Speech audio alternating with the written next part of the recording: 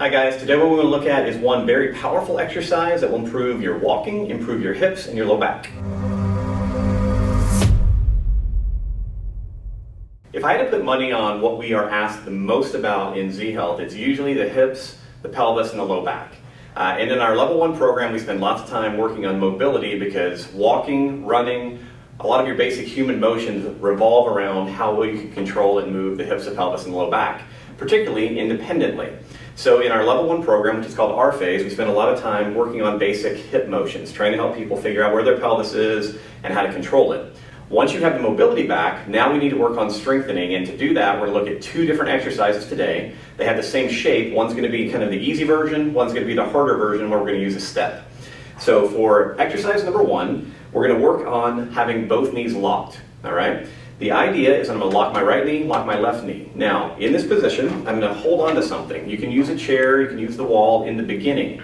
Eventually, you want to be able to do this without holding on, but this is the starting point. So we're going to be, again, both knees locked, and all I'm going to do is focus on lifting up my left hip.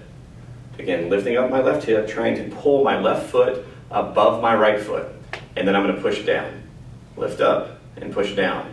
That's the basic idea. Now you want to focus on driving your right leg down into the floor to make the lift happen.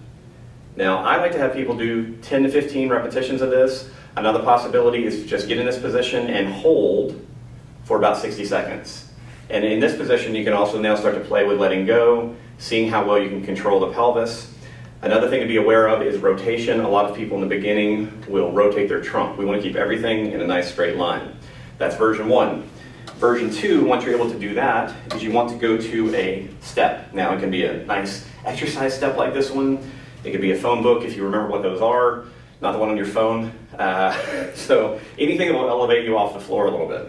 Once again, hold onto a wall, particularly in the beginning, or a chair, and we're going to start in the same way. Everything's going to get nice and square and lined up, good tall posture, lock both knees. Now I'm going to drop that hip toward the floor, and foot toward the floor, and then lift it back up. Once again, toward the floor, lift it back up. Most of the work that you're feeling should be on the stance leg side. You will have to constantly remind yourself in the beginning not to bend the stance knee, because people want to do this and all kind of crazy stuff. It's a very small, isolated motion, but as you do it and as you start to gain strength, what you're going to figure out is you will feel differently as soon as you're done with the exercise. So as a quick reminder of what we're doing here, we're going to do 2 different versions of the exercise, assuming that you don't get fatigued.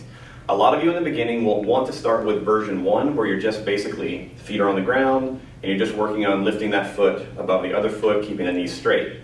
Idea here is 10 to 15 repetitions on both sides, a couple times a day. Once you're feeling confident with that, I then recommend that you add a step or phone book or something else into the mix, and you're just going to repeat the same process, only now you're going to do your standing version on the floor first and then add the steps. So you'll total about 30 reps on each side.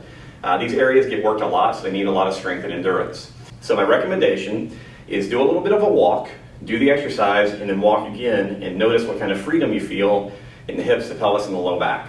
It's a fantastic exercise. Once again, you're aiming for 10 to 15 repetitions on each side, or maybe a 30 to 60 second hold. Do it a couple times a day. Your hips, your pelvis, your low back will thank you. Now, this will not fix everything in your legs and your hips and your low back, but it's a great starting point in combination with the mobility that we already teach. If you know anything about Z, you know we also talk a lot about the eyes, the inner ear, and kind of reflexive control of posture. And a lot of those things also play a role in tension through this area. So if you need additional information about that, we have a lot of blogs and information available, so check that out. Thanks. Rolling, so it'd be nice if you could keep it quiet in that room over there. Whatever. Just keep still rolling. Every few seconds there's a door clicky clackety thing. Rolling. Let me do that again. Rolling.